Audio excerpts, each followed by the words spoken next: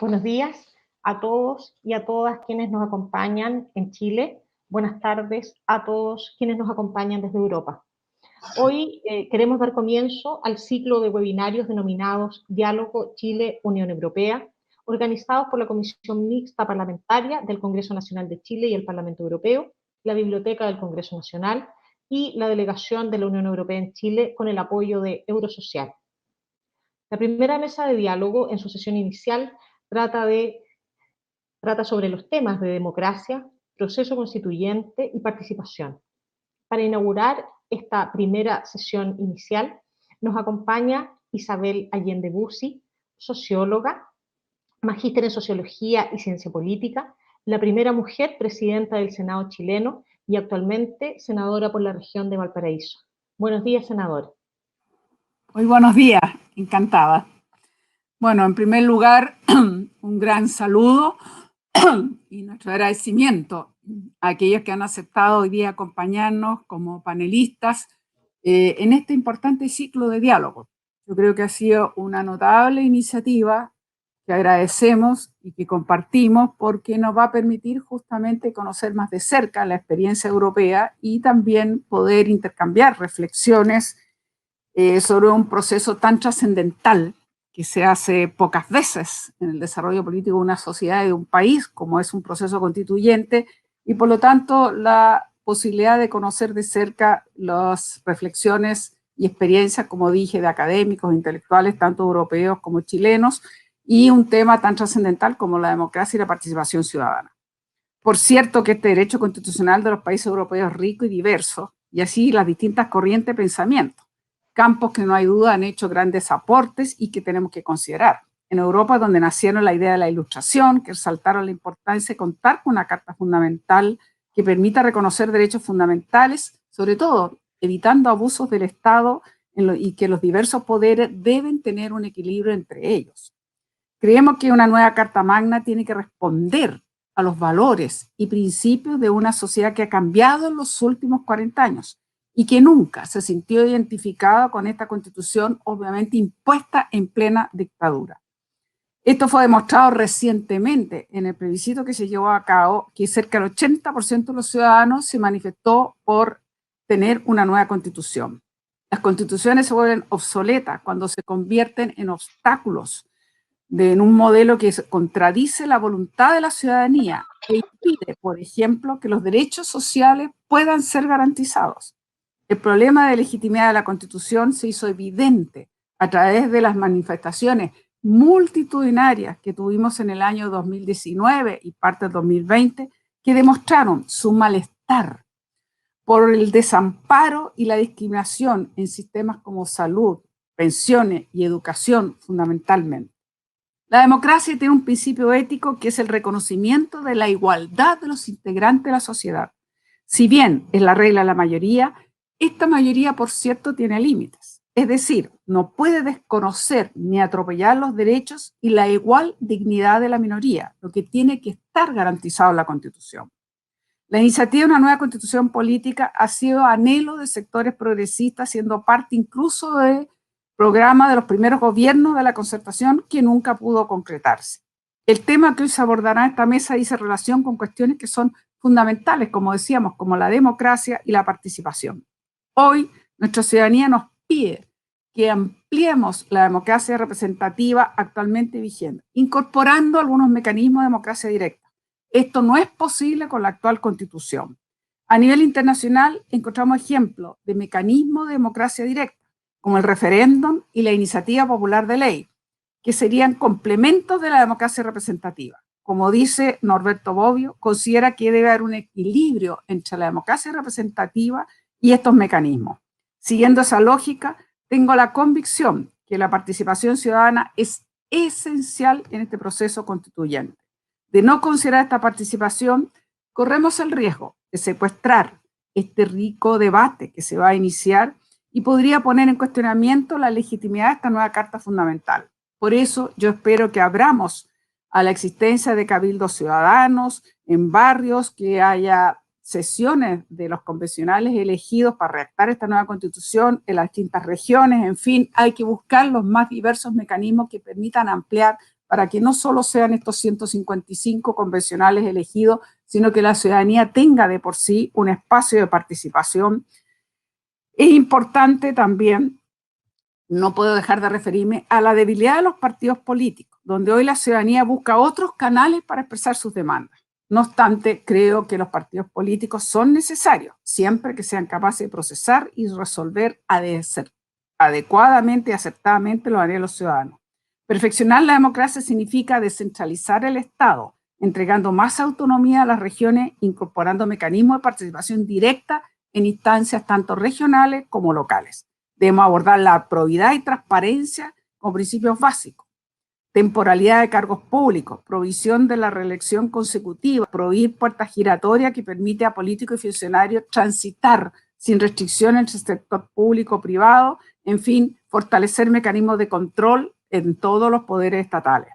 Creemos importante saldar la deuda con los pueblos originarios. Por eso nuestro proceso constituyente tiene una particularidad que, al decir de Joseph Borrell, cuando estuvo en el ciclo en la inauguración propiamente tal, de que el reconocimiento a los pueblos originarios en el hecho de asegurada su participación. Y por cierto, algo inédito en el mundo, que es que se logró después de una amplia movilización de mujeres, finalmente que sea paritaria en su integración, y por lo tanto esto nos da una posibilidad importantísima para que las mujeres puedan expresar y entender que no es solamente la invisibilización, sino que es estructural y necesitamos cambiar de modelo.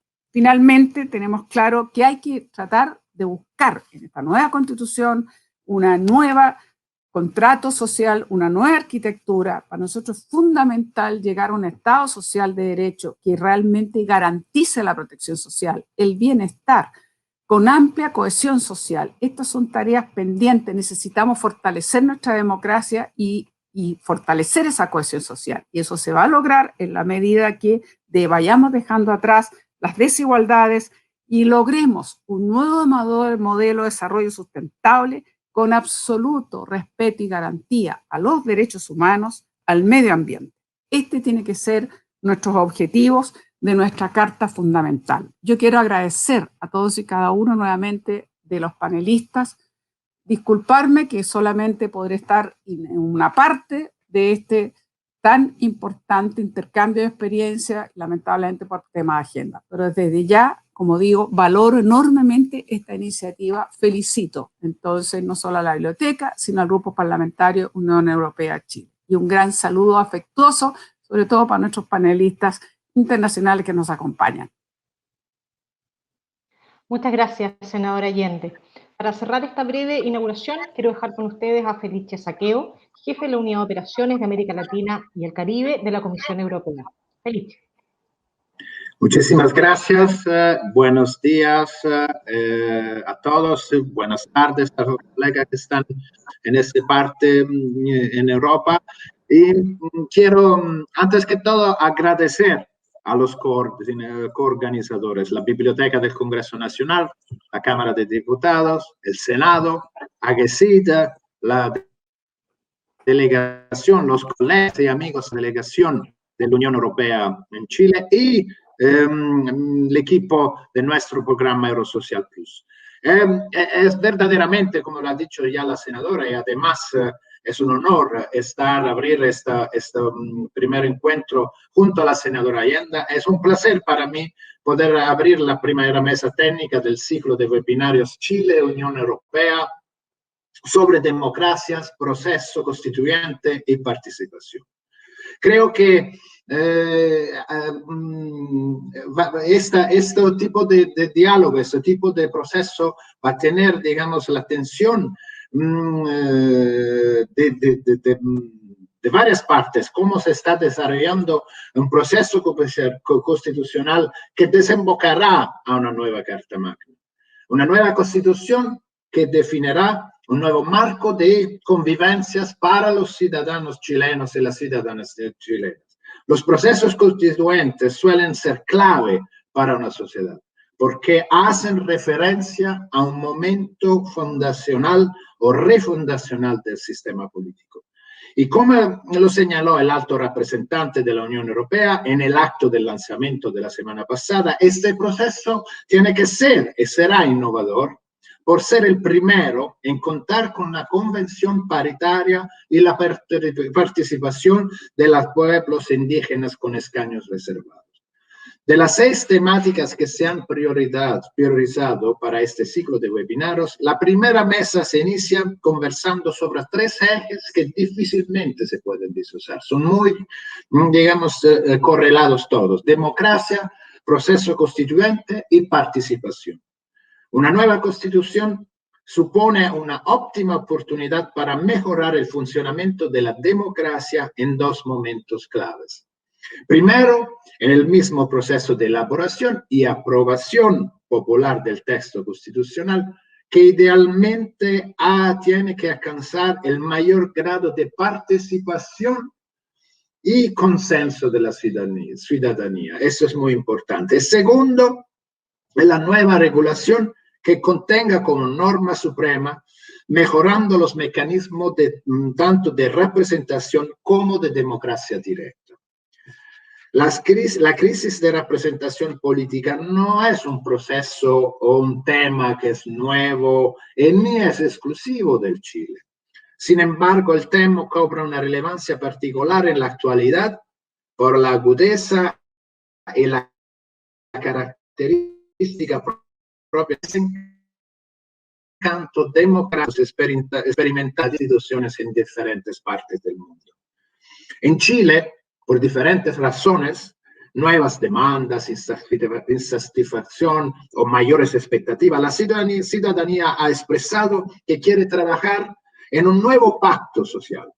Desde la cooperación europea queremos acompañar este proceso, facilitando espacios para que los chilenas y los chilenos puedan reflexionar y dialogar al respecto, promoviendo puntos de vista diversos sobre temas complejos que la futura convención constituyente tendrá que abordar, relacionados con desafíos económicos, sociales, políticos del país y también desafíos más amplios, como lo decía la senadora, que van también, por ejemplo, a embarcar cuestiones ambientales y todo lo que está relacionado. En esos espacios creemos que la experiencia europea, los aprendizajes desde nuestra diversidad hemos ido acumulando y redefiniendo, con cosas que se han hecho bien y otras que son más cuestionables, que se pueden criticar. Y puede ser, entonces, estas experiencias que hemos tenido nosotros de utilidad desde una perspectiva comparada.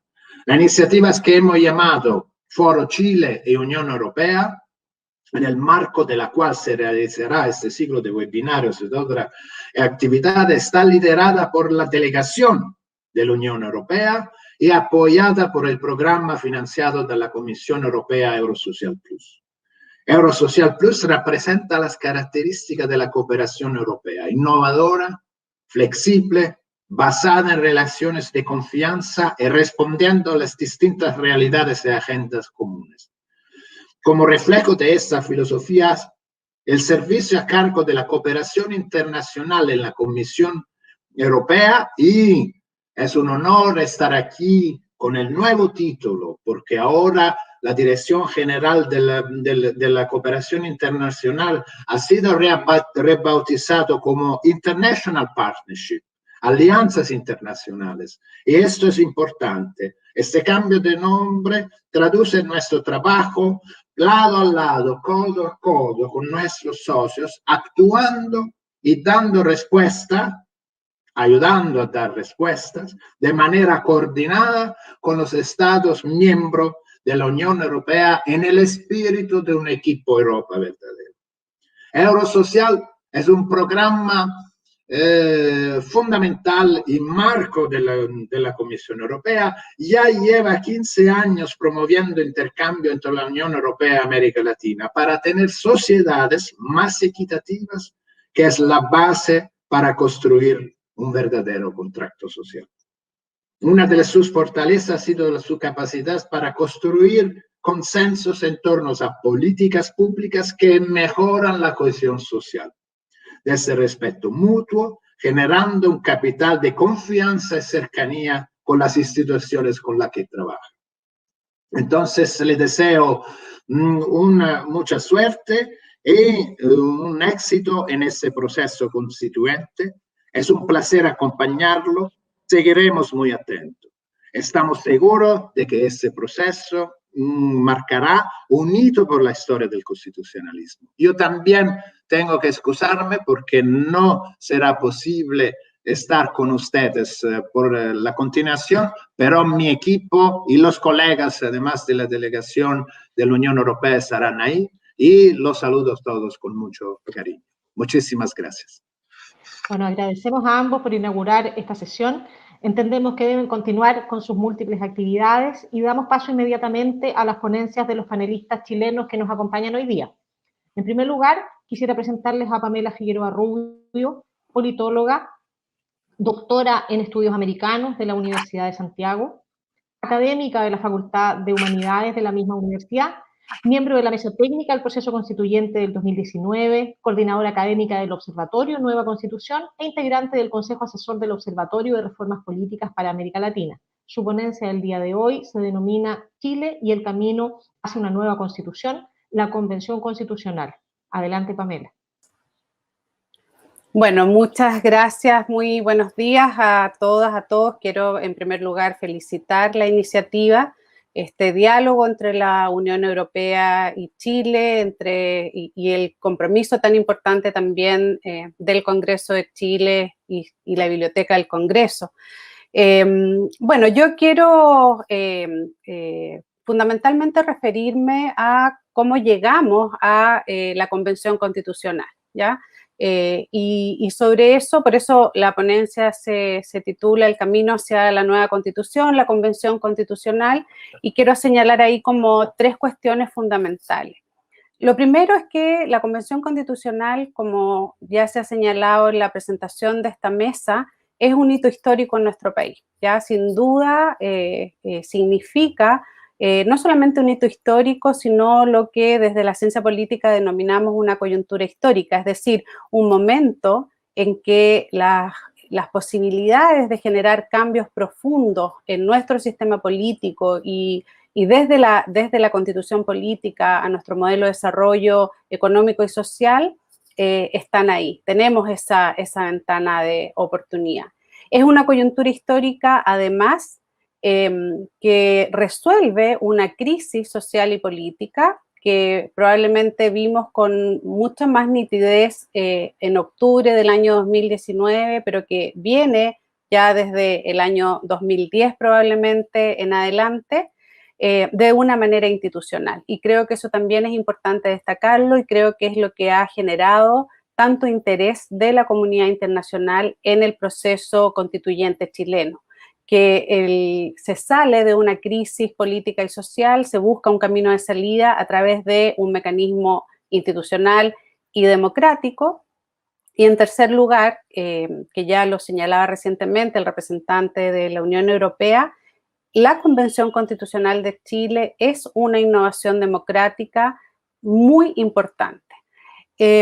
Señalar esas tres principales características, me gustaría como poder reflexionar un poco sobre cómo llegamos al cambio constitucional, cómo llegamos a esta convención constitucional. Es importante señalar que el cambio constitucional en Chile se ha esgrimido, o las razones del cambio constitucional, con dos grandes vertientes o dos grandes explicaciones.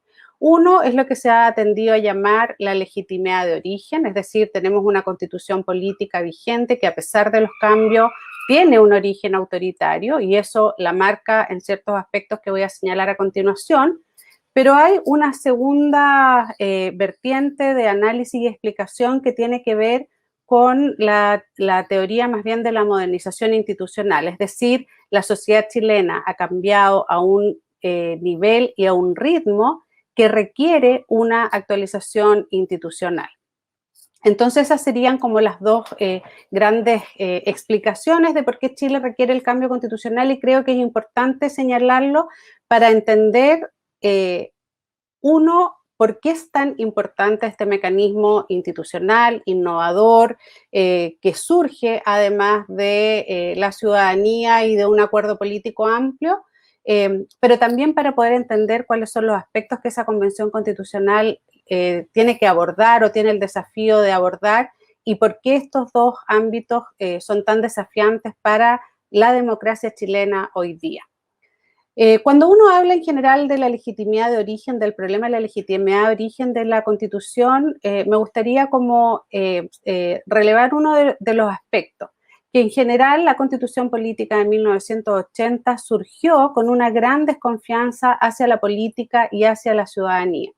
Eso se visualiza no solamente en la proscripción de los partidos políticos, sino durante la dictadura, la eliminación del Congreso, etcétera, sino que ya en la propia transición a la democracia se quedan ciertas instituciones que, a pesar de las reformas constitucionales del año 2005 y luego en el año 2014-2015 el cambio del sistema electoral, todavía hay varios aspectos que generan dificultad para la profundización democrática, ya como los vetos presidenciales, ciertas funciones que tiene el Tribunal Constitucional, la iniciativa exclusiva del presidente, los quórum para aprobación de legislación, por ejemplo, la exclusión de los sindicatos de cierta participación política, que creo que impacta sin duda el desarrollo político de Chile. Y por otro lado, por esta tesis de la modernización, de la necesidad de modernizar las instituciones políticas, creo que ahí hay que observar un aspecto que es clave para el análisis de las democracias, fundamentalmente de las democracias liberales y occidentales, y es que Chile es una sociedad que, a pesar de la importante estabilidad democrática, la transición y la consolidación, desde el año 2010 en adelante comienza a mostrar signos muy importantes de debilitamiento institucional que se expresa en un sistema de partidos debilitado, en una baja de la participación electoral de la ciudadanía y en un gran distanciamiento de las élites con la sociedad en su conjunto. Y eso tiene como trasfondo que Chile es una sociedad altamente desigual. Y yo creo que ese es un punto clave para poder entender el desarrollo de la democracia chilena, esta a veces sorpresa que generó el estallido social o la revuelta social de fines del año 2019. La mayoría de los estudios sobre nuestra estructura social, económica y sobre el sistema político ya venía mostrando que estos altos niveles de desigualdad impactaban negativamente en la estabilidad y en la gobernabilidad democrática, ¿ya? Durante los años 90 y 2000, Chile logró disminuir la pobreza, pero no así la desigualdad. De hecho, Chile es de los países más desiguales dentro de los países que pertenecen a la OECD y sobre todo muestra una gran diferencia entre el 10% más rico y el 10% más pobre. Junto con esa desigualdad, también la sociedad chilena ha tenido un cambio sustantivo en términos de sus valores sociales. Hay una mayor demanda por justicia social, por democracia y por inclusión, y creo que una de las grandes lecciones que tuvimos del proceso constituyente que impulsó la presidenta Michelle Bachelet en el año 2016 es que ese debate ciudadano constitucional mostró que había una agenda de valores muy distinta a la que estaba llevando el sistema político y creo que eso fue uno de los grandes aspectos que validó ese proceso y un antecedente para lo que es lo que denominamos estallido social o revuelta social. Entonces, este proceso constituyente que hoy día vive Chile, y lo señalaba bastante claro la senadora Allende, no surge solamente de la movilización social del año 2019, sino que los movimientos sociales en distintos ámbitos ya por lo menos desde el año 2006 venían en un ciclo de movilización que fue levantando la demanda del cambio constitucional porque se entendía que muchas de las reformas que requería nuestro sistema político, el modelo de desarrollo, pasaban por un cambio constitucional. Y es así que la mayoría de los estudios de opinión pública muestran desde el año 2012 en adelante que más de un 60 o 70% de la población estaba de acuerdo con avanzar hacia un cambio constitucional. Eso, sin duda, fue recogido en el segundo gobierno de la presidenta Michelle Bachelet, que inicia un proceso constituyente que también generó una innovación democrática muy sustantiva, porque ese proceso constituyente fue concebido desde la participación ciudadana como un eje central. Se diseña una metodología denominada convergencia deliberativa que busca implementar mecanismos de deliberación al proceso político. Ese proceso fue interrumpido por el cambio de gobierno, las elecciones de 2017, que eligen al actual gobierno liderado por el presidente Sebastián Piñera, llevan a este nuevo gobierno y una de las primeras acciones del presidente Sebastián Piñera es suspender ese proceso constituyente. Sin embargo, la experiencia de los diálogos ciudadanos del año 2016 y la iniciativa de la reforma del capítulo 15 que ingresa el 2017 y junto al proyecto de nueva constitución que ingresa el año 2018 son uno de los antecedentes que están hoy día también en el proceso constituyente. Eso, obviamente, ese proceso de suspender el proceso genera también un distanciamiento entre esta nueva decisión política y la demanda ciudadana por la nueva constitución, y creo que todos esos antecedentes explican que la revuelta social de 2019 llevan a esta exigencia ciudadana por el cambio constitucional.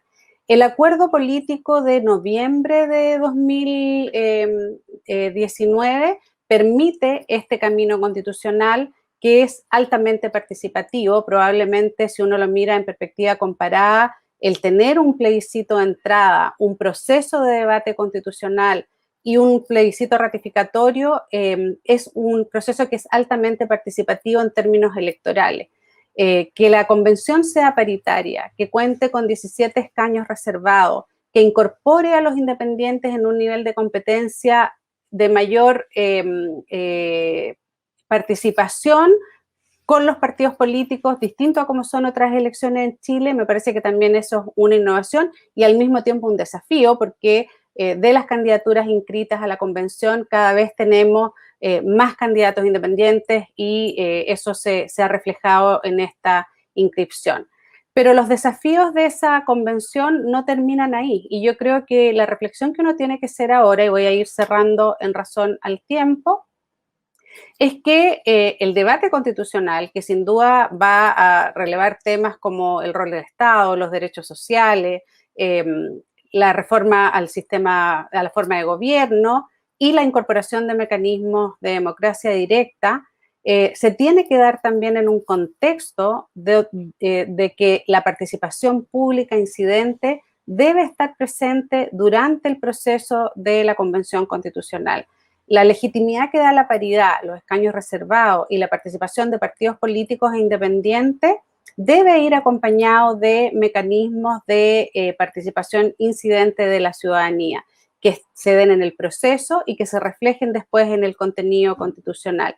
Creo que el gran desafío que vivimos como país es poder resignificar la democracia, como decía Habermas, no solo en su rol representativo, sino que en su rol también deliberativo y participativo. Y creo que ese es el momento en que Chile se encuentra, ese es el desafío que Chile se encuentra, de avanzar hacia una democracia que pase de la democracia de las desigualdades a una democracia inclusiva, y que eso implica diversificar los mecanismos democráticos para incorporar a la ciudadanía en estas distintas dimensiones. Muchas gracias. Muchas gracias, Pamela. Quiero dejar con ustedes ahora a Francisco Soto Barrientos, abogado, doctor en Derecho de la Universidad de Barcelona, integrante del Consejo de Observadores del Proceso Constituyente de los años 2016 y 2017, académico de la Facultad de Derecho de la Universidad de Chile, con su presentación denominada Democracia y Participación. Francisco. Hola, buenos días, buenas tardes. agradecer a la invitación y la posibilidad de debatir con colegas españoles. Mi presentación va a ser complementaria a lo que planteó Pamela Figueroa, en el sentido de que, bueno, ella nos describió el proceso chileno y a mí me gustaría reflexionar sobre el tema de cómo se inserta este proceso en un debate más global.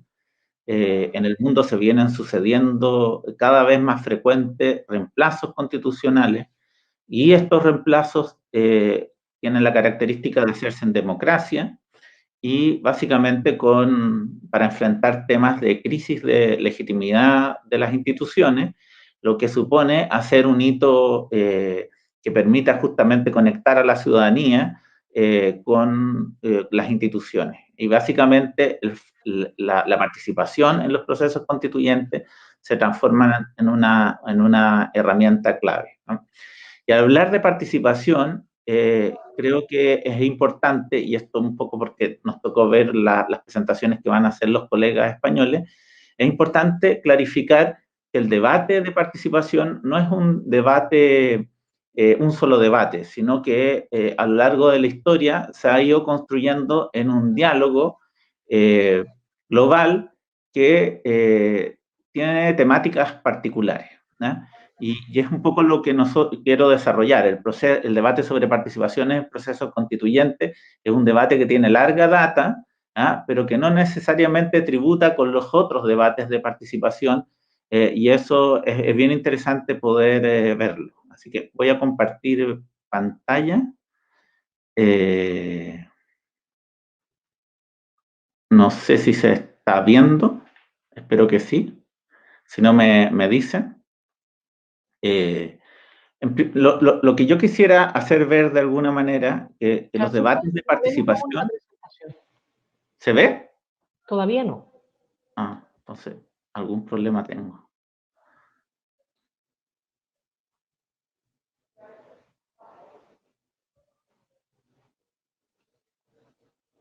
Bueno, estamos con un problema de... ¿Ahí? ¿No? Ahora parece que sí, ahora tienes que ponerla en el modo de la presentación para que podamos verlas. Les recordamos que pueden seguir nuestro debate por las distintas redes sociales, por el canal YouTube de la Biblioteca del Congreso. Ahora sí, Francisco, estamos viendo la primera lámina de tu presentación. Bueno, entonces lo que yo quería hacer ver es que en el mundo las formas de participación o las normas que se regulan en la Constitución y que tienen que ver con participación son bien diversas, una particularidad que incorpora los procesos de las constituciones latinoamericanas recientes es justamente aludir a la participación como un elemento de formas de Estado. Hacer referencia, y lo dicen varias constituciones, Bolivia, Ecuador, que son estados participativos, básicamente porque la participación se establece como un fin que disciplina a todos los órganos constitucionales. Y esto, de alguna manera, es tributario al debate europeo que se inicia ya en los primeros años del siglo XX y que básicamente promueve la participación alternativa a la votación como un mecanismo de potenciar las democracias que ya se veían alicaídas. Y ahí viene, por ejemplo, la articulación de la iniciativa legislativa popular, los referéndums abrogatorios, la revocación de mandatos, el referéndum de especial trascendencia, que todos son mecanismos que complementan básicamente la labor de los poderes legislativos, y que se incorporan todos estos mecanismos en el debate latinoamericano. En Europa, ya a mediados del siglo XX, estos mecanismos se empiezan a utilizar, se expanden en prácticamente la gran mayoría de las constituciones y articulan una práctica relativamente asentada que posteriormente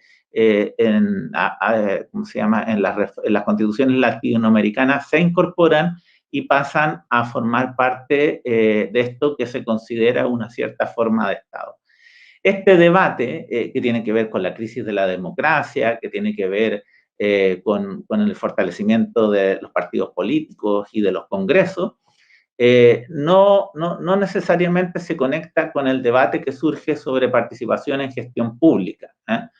Muchas veces, salvo en el caso de España, la participación en gestión pública no se incorpora en los textos constitucionales, sino que más bien tiene que ver con un desafío que se plantean los gobiernos y que se vincula al creciente protagonismo que tienen los gobiernos en la gestión pública y la cantidad de presupuestos que impacta básicamente en la vida cotidiana de las personas. Y este es un proceso que lentamente se ha ido constitucionalizando. Nosotros los latinoamericanos, un poco siguiendo el ejemplo español, incorporamos en algunas constituciones la participación en gestión pública. Pero estos dos grandes debates, de alguna manera, no tributan al debate sobre participación en procesos de reemplazo constitucional. Este debate surge por allá a comienzos de la Revolución Francesa, con la Constitución girondina, y que justamente, más que apoyar la gestión de los partidos políticos, se levanta como una crítica a los partidos políticos. Es Condorcet quien reivindica la idea de la iniciativa popular como una fórmula de reemplazo a las constituciones y de que finalmente el discurso de reemplazo no sea una herramienta instrumental de los partidos políticos que de alguna manera instrumentalizaban eventuales nuevas constituciones. Entonces, Condorcet se plantea esta idea de la iniciativa popular que finalmente en la Constitución girondina no tiene mayor reconocimiento, esa constitución prácticamente no se aplica, y pasa a Suiza, donde sí se empieza a implementar el proceso de reemplazo constitucional reconocido en el texto constitucional establecido a través de una iniciativa popular. Esta práctica suiza se hace señera en el mundo y es recogida con algunas experiencias latinoamericanas, como el caso de Uruguay, y posteriormente se expande muy fuertemente en los procesos latinoamericanos de reemplazo constitucional que se vienen sucediendo desde la década de los 80. Entonces, la característica de los procesos latinoamericanos, quizás el único factor común que une a todos los procesos latinoamericanos, es que pasan a ser regulados en los textos constitucionales. Y básicamente se estructuran en base a esta lógica de un referéndum de inicio, una asamblea constituyente y un referéndum ratificatorio. Este modelo es básicamente el modelo que reproduce Chile y que básicamente se alimenta, vamos a ver, con un proceso de participación que es bastante novedoso porque supone un debate entre la Asamblea Constituyente y la ciudadanía. Y este proceso de participación intermedia es el que se ha ido documentando muy fuertemente en el mundo. Hizo un estudio que se publicó en la revista española de Ciencia Política y que básicamente levanta los procesos donde durante la discusión de la Convención Constituyente se articulan mecanismos de participación bastante sui generis. Aquí yo presento todas las experiencias básicamente que se vienen sucediendo desde los años 60 y creo que los procesos más exitosos son los que logran, digamos, impactar en el proceso de formación de las normas constitucionales que claramente articulan una metodología que permite justamente un diálogo entre la Asamblea y la ciudadanía, con un proceso relativamente incidente, que es justamente la experiencia de Brasil, de Islandia, y aunque son reformas constitucionales, las experiencias de Irlanda también merecen ser destacadas. Estos procesos terminan justamente generando una suerte de reconciliación entre la ciudadanía y que básicamente estos casos más exitosos también tienen ciertos otros antecedentes donde la participación fue simbólica, donde básicamente el proceso en algunos casos se desbordó y no logró sistematizarse como la mayoría de los procesos latinoamericanos.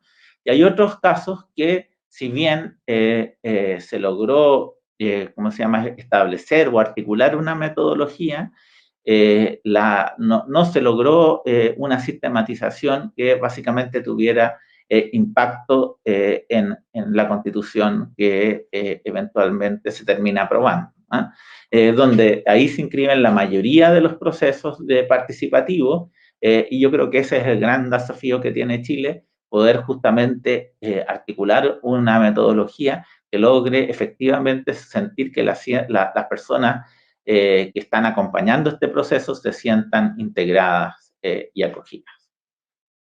Eso por mi parte. Agradecemos, muchas gracias Francisco, agradecemos tan interesantes reflexiones de nuestros panelistas chilenos y damos inicio a las ponencias de los expertos europeos. En primer lugar, nos acompaña Miguel Ángel Fresno Linera, abogado, doctor en Derecho y catedrático de Derecho Constitucional de la Universidad de Oviedo, con su presentación Experiencias innovadoras en Europa de participación ciudadana directa. Buenas tardes, Miguel Ángel. Hola, muchas gracias, Carolina. Buenas tardes desde España. Buenos días para vosotros en Chile. Quiero, en primer lugar, agradecer a todas las entidades promotoras de estos interesantes diálogos, y en mi caso particularmente también al profesor y a mi amigo Fernando Rey, a quienes hacen posible la transmisión, y a todos y a todas ustedes. La senadora Allende comentaba que la participación en un proceso constituyente es algo de especial relevancia en la vida de una persona, y puede ocurrir que en la vida de esa persona nunca tenga lugar tal proceso, ¿no? Bueno, pues si es especialmente relevante para la vida de una persona, también lo es desde un punto de vista práctico para un profesor de Derecho Constitucional como soy yo. Por lo tanto, me siento especialmente honrado y agradecido por colaborar mínimamente en este diálogo, ¿no? Mi intervención tiene que ver con experiencias innovadoras en Europa de participación ciudadana directa. Y algunas de las cuestiones pues, van a enlazar con las que ya ha comentado unos términos un poco más generales el profesor Francisco Soto. Lo voy a articular con una especie como de 10 puntos, 10 breves puntos, con dos primeras consideraciones de carácter general, luego un desarrollo y una muy breve conclusión, ¿no? Con carácter general, cabría recordar que ya hace un siglo, un jurista tan relevante en la historia del derecho público como Hans Kelsen diagnosticó en su libro Esencia y valor de la democracia que había una cierta fatiga del parlamentarismo. Y él sugería que el fortalecimiento de la democracia podía conseguirse haciendo participar al pueblo en mayor medida de lo que es habitual en el parlamentarismo tradicional, donde habitualmente queda reducida a la participación en el acto de la elección. Los instrumentos de participación ciudadana directa, además, ayudarían a la integración en la democracia de sectores sociales que a veces se sienten excluidos del sistema. En segundo lugar, esto también se ha apuntado antes como consideración general, la democracia implica por definición participación ciudadana en la dirección de los asuntos públicos. Y para ello deben de articularse en la norma constitucional tanto instrumentos representativos como propuestas inmediatas de la propia ciudadanía, que dispone de la capacidad de autodeterminación política para decidir por sí misma sobre aspectos esenciales del gobierno de la comunidad. Autores, por ejemplo, como Anthony Giddens, insisten en que sociedades con una progresiva concienciación ciudadana, y Chile sin duda es una sociedad con una progresiva concienciación ciudadana, es incongruente limitar la intervención política a los procesos electorales. Pero no se trata de buscar mecanismos de democracia directa que sustituyan a la democracia representativa, sino de ofrecer instrumentos complementarios para que todo este sistema goce de mayor legitimidad popular. En tercer lugar, y entrando ya en experiencias concretas y sugerencias que podrían tenerse en cuenta en el proceso constituyente chileno, desde mi punto de vista, la participación ciudadana directa debe tener lugar en la mayor medida posible en el ejercicio de todas las funciones constitucionales de un Estado. En primer lugar, en la función de reforma constitucional. El profesor Francisco Soto ha aludido a la participación en el proceso constituyente. Bien, una vez que tengamos esa Constitución, en la misma debe de reconocerse, insisto, la participación ciudadana en el propio proceso de reforma constitucional, en la función legislativa, en la función de gobierno o de orientación política, en la función de control al gobierno, en la función jurisdiccional y finalmente en la función de control de constitucionalidad. Sobre estas cuestiones me extenderé brevemente en los minutos siguientes yendo función por función, ¿no?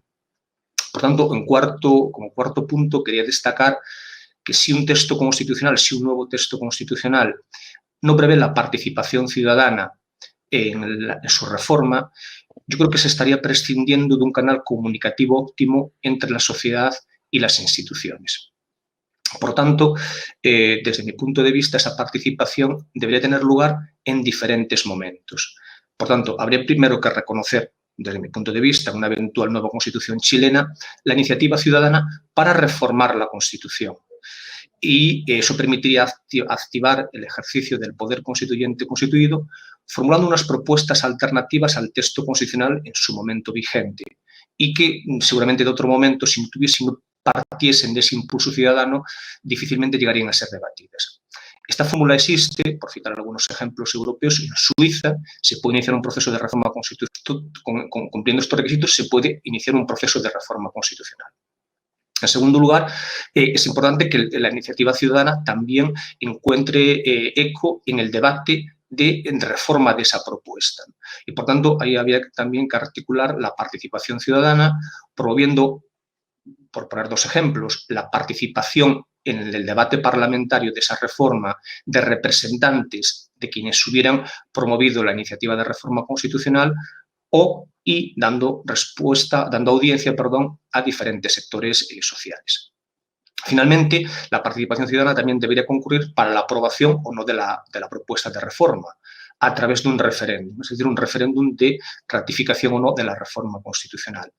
En algunos países europeos esto está previsto para cualquier tipo de reforma constitucional, tenga la importancia que tenga. Ocurre, por ejemplo, en Irlanda, en Dinamarca, en Suiza o en Rumanía, y en otras constituciones como la española, la francesa o la italiana, se prevé solo el referéndum para cierto tipo de reformas constitucionales. Esto obviamente pues, es discutible, ¿no? Por último, en lo que tiene que ver con la reforma constitucional, es interesante fijar también en la nueva Constitución si se va a exigir un quórum de participación para que la propuesta de reforma pueda aprobarse, el 50, el 51%, o incluso tiene que haber un número mínimo de votos favorables a la misma para que la reforma constitucional entre en vigor. Quinto punto y segundo ámbito de participación ciudadana en funciones del Estado. Quizás la más conocida, una de las más conocidas, que es la participación en la función legislativa, la función de aprobación de normas de rango legal. Y que también aquí, desde mi punto de vista, debe tener lugar, o puede tener lugar al menos en tres momentos: en la propuesta, en el debate y en la aprobación. Respecto de la iniciativa, es decir, de si la ciudadanía puede impulsar reformas legales, hay constituciones como la española que, a mi juicio, indebidamente la excluyen de la reforma de ciertas materias. Por ejemplo, en España no se puede iniciar una reforma legislativa para modificar la regulación de los derechos fundamentales o el sistema electoral. Además, en España se exige un número extraordinariamente alto de firmas, desde mi punto de vista. 500.000 de personas son necesarias para impulsar una reforma legal. En otros países europeos no existe ni la limitación material, se puede plantear una iniciativa de reforma para cualquier tipo de materia y además el número de firmas requerido es mucho menor. Italia, que es un país mucho más poblado que España, solo exige 50.000 firmas, Portugal 35.000 y Polonia 100.000. En segundo lugar, la participación ciudadana también es importante que se produzca durante la fase deliberativa, es decir, cuando se está tramitando la elaboración de una ley, sea una ley de iniciativa ciudadana o sea una ley que tenga otro tipo de iniciativa. ¿Por qué? Porque la participación ciudadana mejora la información que reciben las cámaras, intensifica la transparencia y la publicidad de la actuación legislativa y potencia la legitimidad de las leyes y su eficacia. Por citar un ejemplo, la Constitución portuguesa prevé expresamente la audiencia de ciertas organizaciones sociales cuando se tramite una ley cuyo contenido les afecte. Finalmente, también cabría una eventual participación ciudadana en la fase final del procedimiento legislativo, si para la aprobación de ciertas leyes se exige la celebración de un referéndum. Y otra eventualidad que ha apuntado el profesor Francisco Soto es la posibilidad de articular la participación ciudadana no para impulsar una nueva ley, sino para derogar una normativa vigente. Es lo que se llama un referéndum arrogatorio o derogativo o derogatorio, que permite a la ciudadanía votar sobre la permanencia o derogación de una ley. Esto existe, por ejemplo, en Italia, siempre y cuando se recabe 500.000 de firmas. En sexto lugar, respecto a la función de gobierno o de orientación política, cabe mencionar el plebiscito, que yo creo que conceptualmente se puede diferenciar de un referéndum. Un plebiscito sería una consulta sobre una decisión política, por ejemplo, integrarse en una organización internacional, y que puede ser promovido bien por la propia ciudadanía o con un número mínimo de firmas, o bien, con lo que ocurre habitualmente, desde el propio gobierno, ¿no? En séptimo lugar, y para ir concluyendo, tenemos la posible participación de la ciudadanía en la función de control ciudadano. ¿Control a quién? Control a quienes ejercen el poder. Y esto puede articularse, por ejemplo, a través de la formulación de preguntas que deben de ser respondidas en sede parlamentaria por miembros del gobierno. O también, aunque esto es un fenómeno, un instrumento poco frecuente en Europa, la figura de la revocación del mandato. Es decir, que a través de una votación se pueda destituir a un parlamentario o a un miembro del gobierno. En octavo lugar, tendríamos la posible participación ciudadana en la administración de justicia, que tampoco debe de olvidarse. Y en este sentido se puede mencionar, por ejemplo, la participación en la forma pura de jurado, es el que existe en la Constitución española, es decir, un grupo de ciudadanos elegidos por sorteo deliberan acerca de si una persona ha cometido o no un delito. En Alemania tienen un sistema mixto en el que conjuntamente ciudadanos y ciudadanas y juristas profesionales, jueces profesionales, deciden no solo acerca de la culpabilidad o inocencia, sino también de la eventual pena que se pueda poner a la persona que resulte condenada. Finalmente, en lo que se refiere a los mecanismos de participación ciudadana, podría estar el mecanismo de participación en la función de control de constitucionalidad. Es decir, que un grupo de ciudadanos, sin necesidad de ninguna intermediación, puedan llevar al tribunal o a la Corte Constitucional una ley para que este tribunal decida si la norma es o no constitucional. Esta es una institución que está recogida, por ejemplo, en Alemania y en Austria, y que en Alemania sirvió para que llegasen a la Corte Constitucional leyes que de otra manera seguramente no llegarían allí porque las instituciones y los partidos no tenían interés en recurrirlos, ¿no? Concluyo. La democracia, y la chilena también, yo creo que tiene mucho que ganar y nada que perder mejorando la implicación de la ciudadanía en la vida política del país, haciendo posible, en suma, que el pueblo gobernado pueda ser, en la mayor medida posible, el pueblo gobernante. Muchas gracias por su atención. Muchas gracias, Miguel Ángel. Bueno, queremos también agradecer a la audiencia que nos acompaña y los invitamos a seguir compartiendo y enviándonos sus preguntas o sus comentarios a través de nuestro canal de YouTube, de Facebook o Twitter de la Biblioteca del Congreso Nacional. Para cerrar este ciclo de ponencias, queremos dejar con ustedes a Blanca Rodríguez Ruiz, profesora titular de Derecho Constitucional de la Universidad de Sevilla y doctora en Derecho del Instituto Universitario Europeo, con su ponencia La paridad ciudadana como horizonte, retos y estrategias. Buenas tardes, Blanca. Hola, buenas tardes. ¿Se me oye bien? Muy bien. Pues yo quería comenzar como mis compañeros agradeciendo la invitación a participar en este momento tan emocionante, ¿no? Tan apasionante que se vive en Chile. Apasionante no solamente para Chile, sino yo creo para el mundo entero. Es un momento en el que todo el constitucionalismo está pendiente de lo que sucede en Chile. Y además de agradecer, pues felicitar la iniciativa, porque me parece que como en buena lógica de participación ciudadana es realmente muy enriquecedor que el proceso constituyente vaya acompañado de este tipo de diálogos, de este tipo de espacios de reflexión y de debate en el que un honor a participar y un gusto. Y es un gusto también comprobar hasta qué punto la paridad electoral se ha convertido en algo tan cotidiano, o sea, tan obvio políticamente. Yo recuerdo cuando empecé a trabajar en este tema hace ya pues casi 15 años, el reto al que nos enfrentábamos desde el derecho constitucional era justificar la constitucionalidad de las medidas que introducían, a las medidas legislativas que introducían un mínimo de presencia de mujeres en las listas electorales. Y eso ese reto parece que ya está salvado y ahora de lo que se trata es de reflexionar cómo podemos articular ese mecanismo. Hoy, según el Instituto Internacional para la Democracia y la Asistencia Electoral, aproximadamente la mitad de los estados incluyen ya algún tipo de presencia mínima de mujeres en órganos representativos, sea a través de las listas electorales o incluso como resultado, ¿no? Como presencia ya directamente garantizada en esos órganos. Y en este sentido, la paridad y las cuotas electorales vinculan las reivindicaciones feministas de mayor presencia de las mujeres, o estas reivindicaciones confluyen con el tema del que han estado hablando los compañeros que me han precedido en el uso de la palabra, ¿no? de las reivindicaciones de participación ciudadana. Unas reivindicaciones que lo que pretenden es hacer valer la dimensión participativa de la ciudadanía en un momento en el que nuestras instituciones representativas están en plena crisis de legitimidad. Y esta crisis de legitimidad tiene mucho que ver con las carencias de la participación en materia de participación directa, de las que ha hablado mi compañero Miguel Ángel Presno, y en las que la Constitución española es un ejemplo emblemático de carencia de participación directa, al protagonismo que ha asumido en nuestro constitucionalismo la representación política, pero tiene también que ver con cómo se articula esa representación política, cómo se articula tanto en su instrumento, en su funcionamiento, como en su composición. Porque el funcionamiento de la representación política nos pone de manifiesto la poca atención que se ha prestado a la participación ciudadana, en la medida en que, si bien la representación política se teoriza como un instrumento al servicio de la participación ciudadana en sociedades tan grandes como nuestras sociedades occidentales contemporáneas, en la práctica la lógica es un poco, la lógica del funcionamiento práctico es la inversa, es decir, son las instituciones representativas las que se asumen como un hecho y vienen a justificarse, a legitimarse a través de ciertos elementos democráticos. Eso por un lado.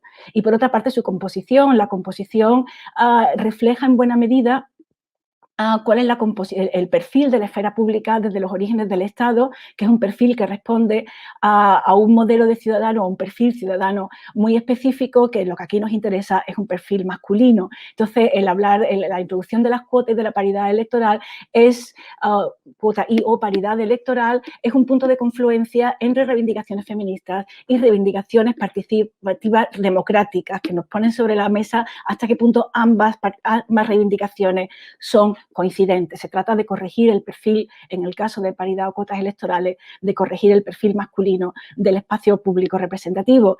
Paridad y cuotas electorales, vengo hablando de ellas, de las dos, de ambas, y tienen un perfil distinto, persiguen el mismo objetivo, pero tienen un perfil distinto. Las cuotas son medidas de acción afirmativa que aspiran a incrementar el peso de las mujeres, el peso deliberativo, la presencia de las mujeres en espacios en los que esta presencia es deficitaria.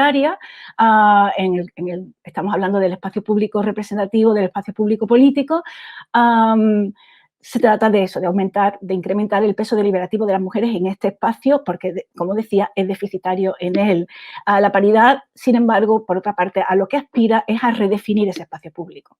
No ya a incrementar la presencia de las mujeres en él, sino a redefinirlo, y a redefinirlo pues, con ese nuevo pacto social del que han hablado también quienes me han precedido, a redefinirlo en términos que corrijan la división de tareas ciudadanas que está en el origen del Estado y que nos dividía en dos colectivos dicotómicos, los varones por un lado encargados de la esfera pública y las mujeres por otro encargadas fundamentalmente de la esfera doméstica, con lo cual teníamos asignadas experiencias ciudadanas completamente distintas, dicotómicas. Es decir, no se trata de una reivindicación que esencialice a mujeres y a varones, pero sí que se hace cargo de las diferencias dicotómicas en términos de experiencias, intereses, perspectivas ciudadanas que se nos ha asignado en la modernidad. Y yo creo que, como decía en mi introducción, hasta aquí parece que empieza el consenso internacional es cada vez más amplio, y es cada vez más amplio a favor de la paridad, y Chile en este caso es un buen ejemplo. Pero a partir de aquí empiezan los retos. Empiezan los retos porque, sobre todo el reto de asumir que con la introducción de la paridad electoral hemos llegado al final del camino, ¿vale? Que la paridad electoral ya satisface las reivindicaciones de parificación del Estado en ese sentido amplio, profundo, radical, en el sentido de que va a las raíces del que hablaba hace un momento. Y, sin embargo, eso no tiene por qué ser necesariamente así, y tenemos que estar muy atentos y atentas a los retos que se nos plantean en el camino. La paridad electoral es el principio de ese recorrido, pero no es ni mucho menos el final. Puede darse el caso, para empezar, de que la imposición de un porcentaje mínimo de presencia de mujeres en listas electorales, de la paridad electoral, no se traduzca en ese mismo porcentaje de presencia de mujeres elegidas. eso puede tener que ver con cuestiones diversas que tienen fundamentalmente relacionadas con el sistema electoral, con el tamaño de la circunscripción electoral, con el sistema de lista, con si el sistema es proporcional o es mayoritario. Puede también tener que ver con que se impongan sanciones efectivamente disuasorias para casos de incumplimiento. En este punto no me voy a detener mucho porque en el caso chileno, en el caso español todavía tenemos bastante que reflexionar sobre este punto, pero yo creo que en el caso chileno se ha asumido bastante la existencia de este riesgo y los retos que en este punto suscita la mera introducción de la paridad en listas electorales, y yo creo que se ha resuelto de manera bastante satisfactoria. Podemos después debatir sobre este tema. Pero una vez elegidas, una vez que tenemos mujeres elegidas en sede representativa, tenemos el reto de que esas mujeres no siempre tienen acceso a las mismas cotas de poder político que los varones. Y voy a dar simplemente un par de datos muy brevemente. Según datos de Mujeres en Red, datos tomados de 2017, no he conseguido su actualización, pero imagino que no difieren mucho de los datos que voy a dar, solo el 60% de las mujeres solo permanece en el Congreso una legislatura. Estamos hablando de España, una legislatura, frente al 47% de varones. Y solo el 2,6% de mujeres permanece en el Congreso durante 3 o más legislaturas, frente al 23% de varones, lo cual significa que los varones tienen muchas más posibilidades de influir en el destino político del país que las mujeres, ¿vale? Las mujeres en buena medida pues actúan más, tenemos una posición más formal. Y al mismo tiempo, bueno, si vamos a las mujeres normalmente dentro del Parlamento tienen una presencia más deliberativa que de toma de decisiones. En España, actualmente las comisiones del Congreso, las mujeres presiden, hay una mujer que preside 7 de las 21 comisiones legislativas, mientras que 7 de las 9 comisiones permanentes no legislativas están presididas por mujeres, y las 2 comisiones de investigación que actualmente existen están presididas por mujeres, es decir, tienen más presencia, tenemos más peso político allí donde no se está tomando, donde no hay tanta capacidad de toma de decisiones. Y tenemos el tercer reto, que es que esa presencia de mujeres, que incluso cuando tenemos peso político, que se traduzca en políticas que efectivamente fomenten la igualdad, la paridad de género entendida en sentido amplio. Es decir, el reto de ir más allá de una mera política de presencia a una política de intereses, de una mera representación formal a una representación sustantiva de las mujeres. Y ese yo creo que es el reto más complejo de abordar.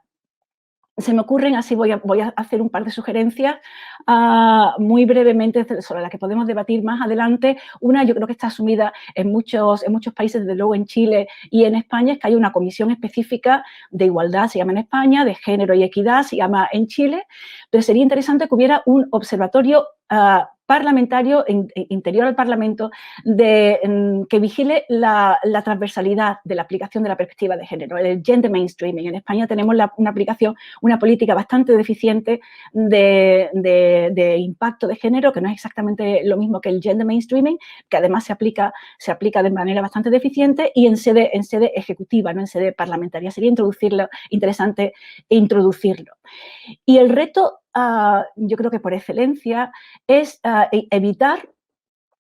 evitar que la paridad se desvincule de las reivindicaciones participativas de las que venimos hablando en esta mesa. Es decir, yo comenzaba mi intervención diciendo que estamos hablando de una confluencia de reivindicaciones feministas y de reivindicaciones participativas. No podemos desvincularlas. No podemos vincular la participación de las mujeres y la participación de las mujeres exclusivamente a la vida parlamentaria. Una vida parlamentaria que, como ya han explicado mis compañeros, está en este momento en crisis. Y además, aunque no estuviera en crisis de legitimidad, es insuficiente en términos democráticos. La paridad tiene que expandirse a todo el espectro público político, no solamente al Parlamento, a las demás instituciones también, y además tiene que expandirse más allá del espectro público político a todos los rincones de la ciudadanía.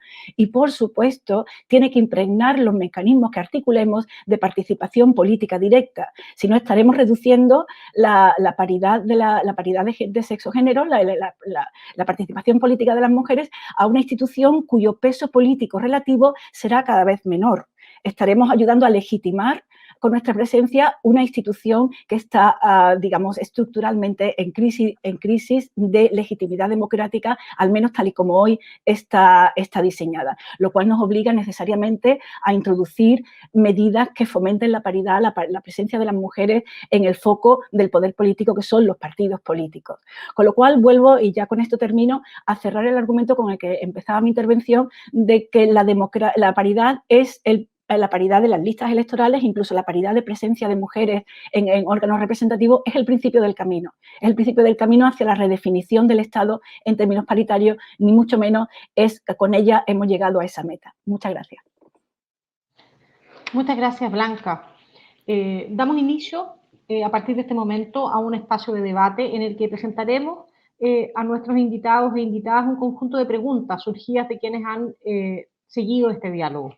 Bien. Pamela, vamos a partir con la primera pregunta, que dice, que se refiere a qué mecanismos podrían canalizar la participación ciudadana en el trabajo de la Convención Constitucional. Bueno, muchas gracias. Muy buena pregunta, porque yo creo que todas las intervenciones de mis colegas anteriormente han generado como una multiplicidad de situaciones. Bueno, quiero partir por que ya los mecanismos de inclusión de la Convención, lo que muy bien explicaba recién Blanca, la paridad que se logra en Chile, que es paridad de resultados, no solamente en lista, la inclusión de escaños reservados a los pueblos indígenas, incluso la incorporación de personas con discapacidad en las listas, la ley que cambia la ley de escaños, que permite los escaños reservados, también obliga a las listas a incluir personas con discapacidad en sus listas. Son todos mecanismos que permiten participar a grupos que tradicionalmente no han participado, ¿ya? O sea, yo describí al principio, Chile todavía tiene una política muy centrada en una élite que tiende a dejar fuera a ciertos grupos. Dicho eso, me parece que todos esos mecanismos inclusivos deben complementarse con mecanismos de participación durante el proceso de la Convención Constitucional. En general, si uno analiza los procesos constituyentes comparados, incluso los que han tenido mayor participación, ese ha sido el desafío. Francisco hablaba de lo que había sido el caso de Brasil en 1988, que creo que es un caso bien interesante, igual lo que fue Colombia a principios de los 90, porque son procesos que durante el debate de la convención, asamblea o congreso constitucional incorporan a la participación ciudadana en el debate del texto constitucional.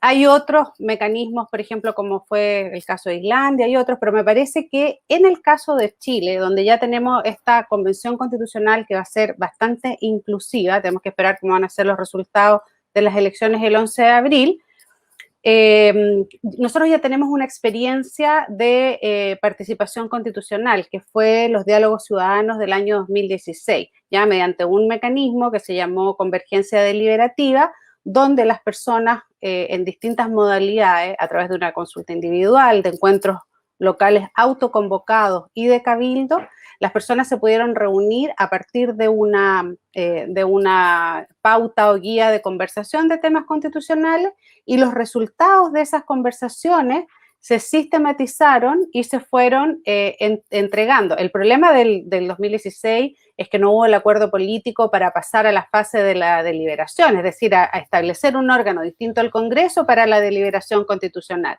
Pero me parece que nosotros ya tenemos experiencia de convergencia deliberativa en esta, que es un mecanismo de participación, que es un mecanismo de deliberación pública. Entonces, como la Convención Constitucional en Chile tiene un plazo limitado, que son 9 meses inicialmente, más se pueden adicionar 3 meses, un plazo máximo de 12 meses, creo que sería importante generar estos mecanismos de deliberación que acompañen el proceso constitucional. Pero creo que es bien importante, y lo señalaban mis colegas anteriormente, que esos mecanismos de deliberación, nuestras democracias tienen muchos mecanismos de representación, ¿ya? En general, nosotros tenemos muy normado y regulado las elecciones, la representación, pero tenemos muy poco regulados los mecanismos de deliberación ciudadana incidente. También hay mecanismos de democracia directa, pero en el caso de la convención yo creo que requiere deliberación incidente. Y probablemente eso tiene que ser estos mecanismos de convocatorias abiertas para evitar que solo sean grupos de interés los que participen, porque cuando uno dice participación ciudadana, pueden ser movimientos sociales o grupos de interés, eso lo sabemos y eso lo ha mostrado la experiencia comparada. Entonces hay que generar esa equidad, ¿ya? Y que eso también sea descentralizado. Chile es un país altamente centralizado, así que hay que buscar mecanismos de descentralización y creo que hay varias alternativas que están sobre la mesa. Como decía, tenemos experiencia en Chile ya de un diálogo constitucional. La experiencia comparada iba a ser la propia Convención Constitucional en el momento en que debata su reglamento, donde tiene que incorporar los mecanismos de participación. El Congreso de Chile, cuando discutió el presupuesto para la Convención Constitucional, asignó un presupuesto de participación muy reducido, o sea, de verdad me parece que no llega a cubrir la necesidad, pero sí hay una señal de que se puede avanzar y se debe avanzar, porque creo que en eso también, junto con estos mecanismos de inclusión en la Convención, se juega la legitimidad del proceso. Ok, gracias Pamela. Francisco, tenemos otra pregunta. Concretamente, ¿qué mecanismos de democracia participativa parecerían los más apropiados para el sistema constitucional chileno, a tu juicio? Bueno, yo creo que ahí básicamente la experiencia comparada nos hace un amplio repertorio. Está, ¿cómo se llaman? Los distintos tipos de referéndum. Cuando uno tiene un sistema presidencialista como el chileno, en el cual la iniciativa exclusiva del presidente casi domina la agenda, si se mantiene ese sistema, el tener iniciativa legislativa popular tiene muy poco impacto. Eso es el caso que se ha visto en la implementación de este mecanismo en toda Latinoamérica. Entonces, yo creo que en ese sentido se aconseja el referéndum abrogatorio, porque justamente interviene al final del proceso y no impactaría el sistema de gobierno si se mantiene el sistema presidencialista. Después, bueno, está toda la participación en gestión pública, que el proyecto de la presidenta Bachelet lo contemplaba, y que creo que es algo que ha tenido mucha fuerza en Chile, sobre todo a partir de la ley de participación, que generó todo una burocracia que acompaña los procesos participativos en la gestión pública. Y bueno, tendrán que discutirse los mecanismos como la revocación de mandato, que ha tenido mucha práctica en Latinoamérica. En Latinoamérica no sé si muy eficiente es ese mecanismo. Y sobre todo, yo incorporaría los mecanismos de reemplazo constitucional como una fórmula participativa. En Latinoamérica, a diferencia de la fórmula que se estableció en Chile, se establece la reforma y el reemplazo constitucional. Y el reemplazo constitucional puede ser iniciado por la propia ciudadanía, ¿no? Y ahí hay un autor alemán que se llama Rockenferden, que justamente él reivindica eso como un mecanismo de presión a la clase política para eventualmente, ¿cómo se llama?, no desconectarse tanto de la ciudadanía y mantener siempre, digamos, algún vínculo que permita eventualmente coordinar un trabajo, porque cuando la clase política se desconecta tanto, la ciudadanía cae en situaciones fácticas, como lo que pasó aquí en Chile. Y en ese sentido es importante establecer mecanismos institucionales que permitan a la ciudadanía mantener, digamos, un cuestionamiento del modelo en su conjunto. Gracias, Francisco. Miguel Ángel, algo habló Pamela respecto del centralismo chileno, ¿no? ¿Cómo influye, a tu juicio, la incorporación de mecanismos de participación ciudadana en un proceso de descentralización, que seguramente va a ser un tema en el debate constitucional? Sí, ese es un tema interesante. Bueno, esa es una decisión que también tiene que tiene que tomar en el proceso constituyente. Desde mi punto de vista, el tener un país centralizado o descentralizado es un elemento estructural del Estado. En España decimos que tenemos un Estado social, democrático, de derecho y autonómico, o descentralizado podría ser, ¿no? Entonces, no se trata de que sean compartimentos estancos, el Estado de Derecho, el Estado democrático, el Estado social, el Estado autonómico, sino que tienen que estar imbricados unos en otros. El Estado descentralizado tiene que servir para que el Estado sea más social, para que sea más democrático, es decir, para aproximar el poder político a la participación ciudadana, ¿no?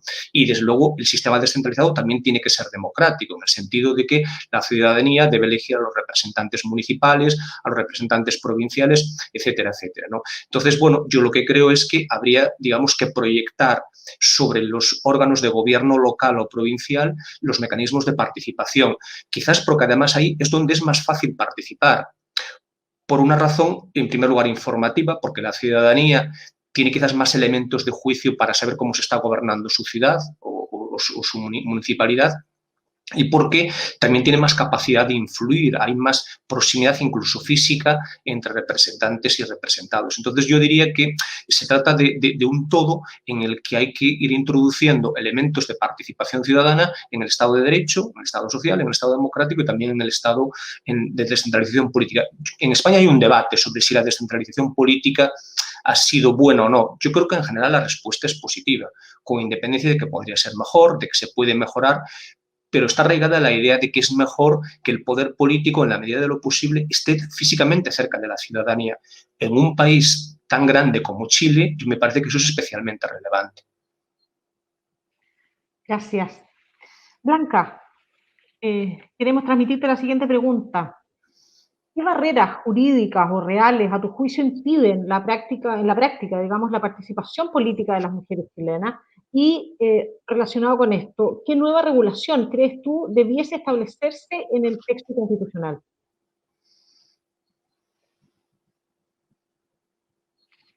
Pues la realidad chilena no la conozco con suficiente detalle como para dar una respuesta bien informada, pero me imagino que hay ciertos paralelismos con la española, además de toda la singularidad chilena.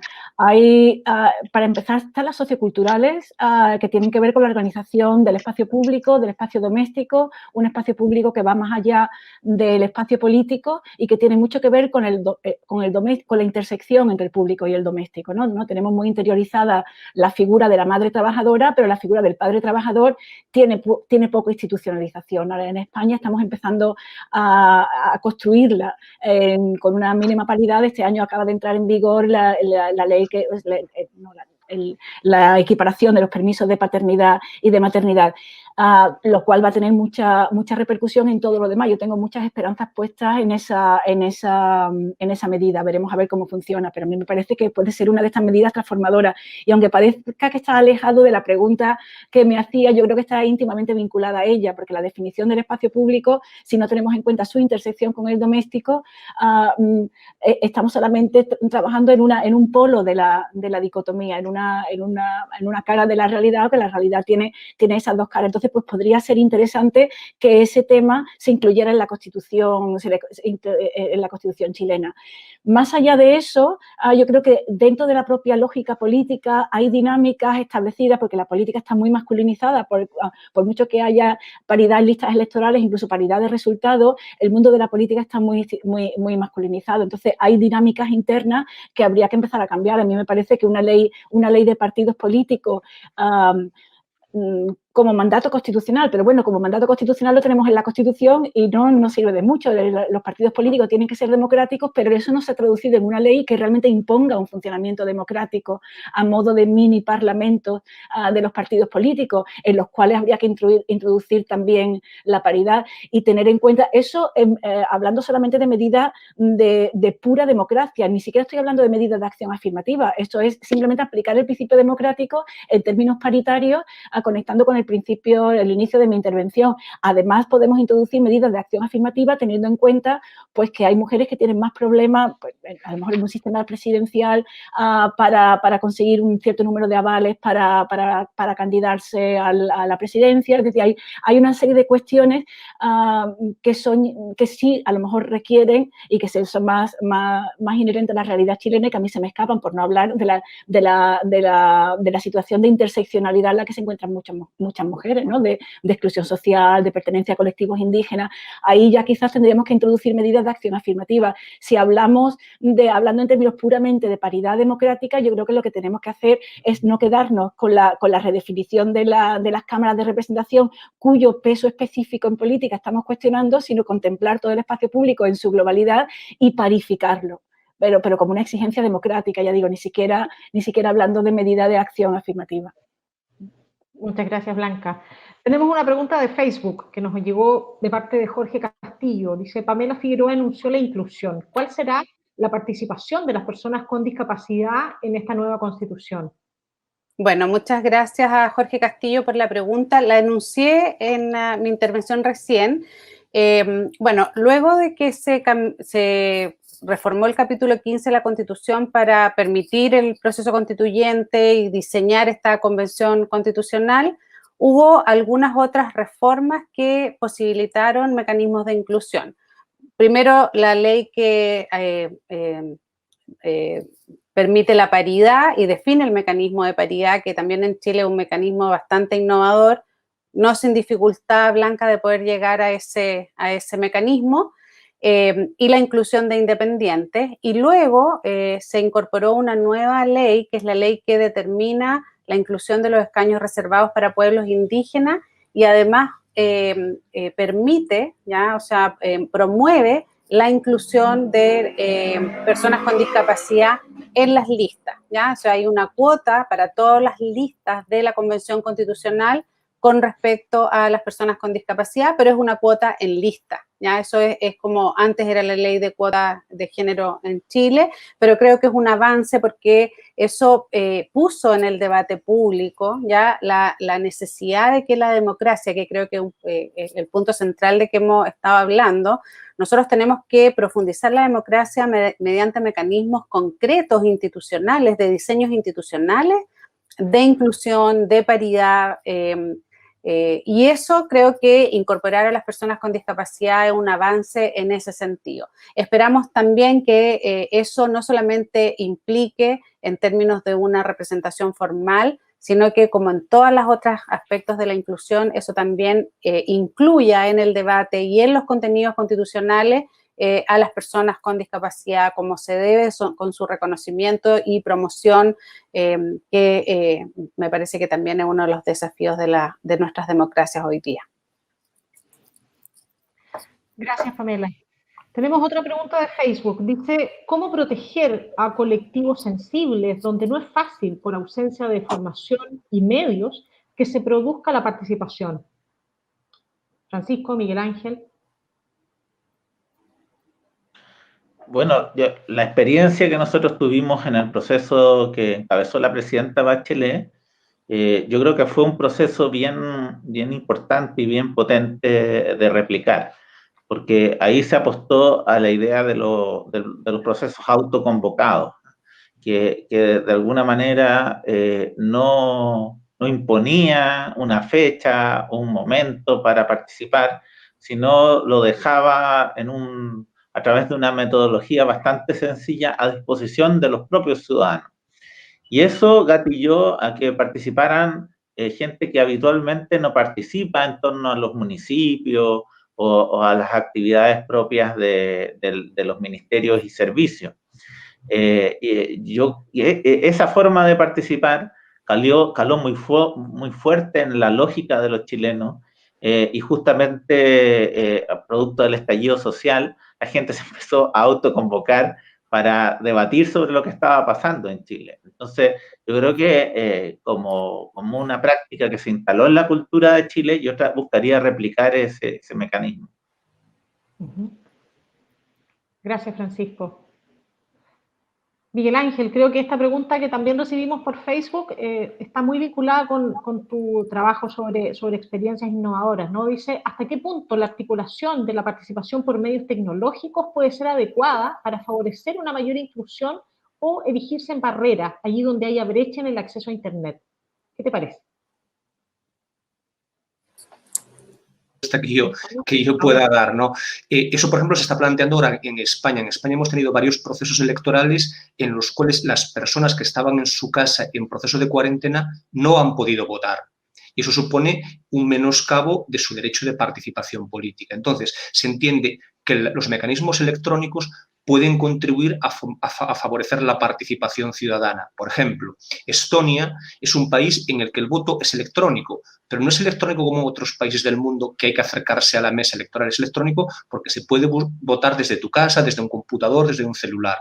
Pero claro, yo creo que es la excepción. Es un país muy avanzado tecnológicamente y en el cual hay una gran formación tecnológica. Eso no ocurre en todas las sociedades. Entonces, yo creo que los mecanismos tecnológicos tienen que ser pues, un instrumento que colabore, que favorezca la participación. En Brasil fue un país pionero en materia de voto electrónico para favorecer el recuento en un país tan grande e incluso para favorecer la participación política de personas analfabetas. ¿Por qué? Porque diseñaron una urna electrónica muy fácil de manejar y en la cual aparecían las fotos de las personas que eran candidatas. Entonces, una persona, aunque no sepa leer y escribir, puede identificar si quiere o no votar a esa persona.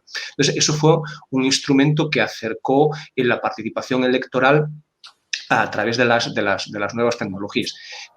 Una manera de favorecerlo pues, es educando tecnológicamente, que los recursos tecnológicos no sean caros, que estén a disposición, si las personas no los pueden tener en propiedad, que desde las instituciones pues, se acerquen a eso. Entonces, yo creo que es importante, en primer lugar, hacer una formación, que el sistema sea un sistema garantista, es decir, que la gente crea en el sistema, crea que el sistema no va a poder ser manipulado y después que le resulte más sencillo de manejar. En eso es muy importante que sea una tecnología, como se dice, amigable. Si me ponen un voto electrónico, que es muy complejo de manejar, es difícil que yo lo haga. Y por otra parte, porque el voto tradicional también introduce un elemento de socialización, que eso también es interesante. Yo no voto desde mi casa, sino que voy a un sitio donde están otras personas. Quien controla el proceso no tiene por qué tener conocimientos tecnológicos, sino que está viendo allí cómo se introduce la urna, la papeleta en la urna, por cierto. Y concluyo, me llama la atención, en España tenemos un sistema de urna transparente. Yo voy a votar y veo que la boleta cae dentro de la urna. En muchos países eso es opaco. Bueno, no veo por qué no se puede hacer transparente, porque aunque sea una metáfora, yo veo que mi voto está ahí y mi voto va a contar. Gracias, Miguel Ángel. Seguimos, nos quedan algunas preguntas todavía. Francisco dice, ¿cómo se podrían abrir espacios concretos de participación ciudadana en la toma de decisiones y la adopción de normas por parte del Ejecutivo y el Legislativo? Algo ya nos adelantaste en tu presentación, ¿no? Sí, bueno, yo creo que el Congreso puede hacer mucho en ese sentido, ¿eh? Y creo que el proceso constituyente nos puede dar una gran lección, porque lo que ha pasado en los procesos que han sido exitosos en materia de participación, en que se delibera, y al deliberar, de alguna manera se inserta una nueva forma de formar la ley, digamos, la Constitución en este caso. Eso pasó un poco en Brasil o en Irlanda, donde se establecieron mecanismos de diálogo interactivo entre el que elaboraba la norma, el representante, y el ciudadano. Al producirse eso, de alguna manera, eso interroga o impacta al Congreso. Y el Congreso puede modificar su proceso de formación de la ley, particularmente en Chile. Nosotros mantenemos un proceso de formación de la ley con reformas puntuales. Entonces, integrar participación en el proceso legislativo y sobre todo, por ejemplo, utilizando Internet y posibilidades de participar incorporando comentarios abiertos que posteriormente son sistematizados y se insertan en el proceso legislativo, articularía un proceso virtuoso que se activa con el proceso constituyente, pero que después impacta al proceso legislativo y a la legitimidad del Congreso. Entonces, yo creo que eso, si uno toma la experiencia comparada de países que lo hicieron bien y que llamaron masivamente a la ciudadanía a participar, y esa participación no quedó en el tacho de la basura o, digamos, en la papeleta de un sistematizador, sino que se consideró, se sistematizó correctamente, como se hizo en el proceso que le tocó participar a Pamela, de Bachelet. Eso de alguna manera es recepcionado por la ciudadanía y finalmente genera legitimidad. Gracias, Francisco. Blanca. Si puedo decir algo sobre este tema, a mí me parece muy interesante incidir en esta posibilidad porque nos rompe la dicotomía entre representación y participación directa. Y me parece que si vamos de un polo a otro, la participación, si nos escoramos a la participación directa, tampoco va a acabar funcionando, ¿no? Se presta a abusos populistas, dejada sola, no digo que no tenga que estar ahí. Lo que digo es que la integración entre la participación a través de representantes y la participación directa es muy interesante, y a mí me parece que es un modo de realmente salvar la dignidad de nuestra Cámara de Representantes, que es de la democracia parlamentaria, ¿no? Y en ese sentido, en Andalucía tenemos una ley de participación que lamentablemente apenas si se está usando, si se está aplicando, y en la que se desarrollan distintos mecanismos participativos que incluyen no solamente la propuesta de leyes, la proposición de leyes, sino también de políticas públicas, las consultas y la participación efectivamente en la línea de lo que decía Francisco, en los procesos deliberativos. Tienen mucho control institucional, es decir, son mecanismos que se llaman de participación directa, pero acaban estando bastante controlados por las propias instituciones. Pero ahora mismo ese ni siquiera es nuestro problema, el problema es que no se está haciendo uso suficiente de la ley, pero me parece que podría ser va muy en la línea de lo que está ahí, de lo que se está hablando aquí, y que como modelo a mí me parece que es un modelo que tiene más visos de prosperar democráticamente que escorar el debate entre la representación y la participación directa. Una participación representada pero mediada por la participación ciudadana, o sea, que introduzca elementos de deliberación ciudadana integrados en el proceso de creación normativa o de adopción de políticas públicas, de fiscalización de gastos, etcétera, como decía, que está recogido formalmente en la ley andaluza, pues sería muy interesante, me parece. Gracias, Blanca. Pamela, nos vamos a otro tema. Dice, ¿cómo está funcionando en Chile el deber de transparencia de todas las instituciones y de qué modo se podría mejorar?